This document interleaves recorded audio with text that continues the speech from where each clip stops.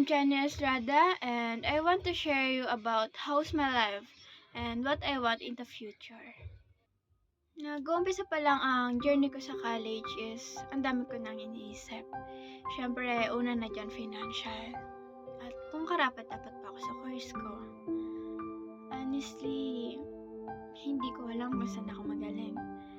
Lagi na lang, pwede na. Okay na to. Ang hirap maging ako. Hindi alam ang gusto. Lagi na lang sumasabay sa agos ng buhay. Pero kahit ganun ako, may pangarap ako. Pangarap sa sarili ko at pangarap sa pamilya ko.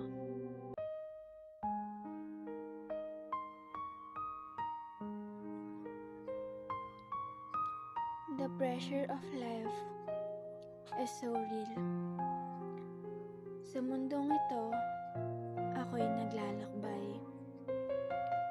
Sa sariling buhay, ako'y sumasabay. Pero napaka-komplikado ng mundo. Nakaka-motivate sumuko. Ang daming dapat gawin. Dumadami ang responsibilidad. At aaminin, nangingibabaw ang emosyon bago ang tamang desisyon.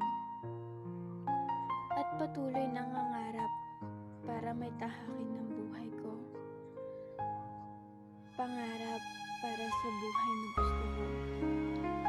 Pangarap para sa pamilya ko. Umuusad, humahakbang, lumalaban, nagpapatuloy, patungo sa pangarap at buhay na haharapin ko at gugustuhin ko.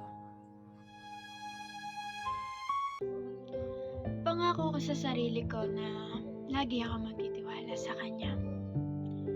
Sa mga kaya kong gawin, maging isang ganap na voice actors in teleradyo or in television, I wish. Or maging reporter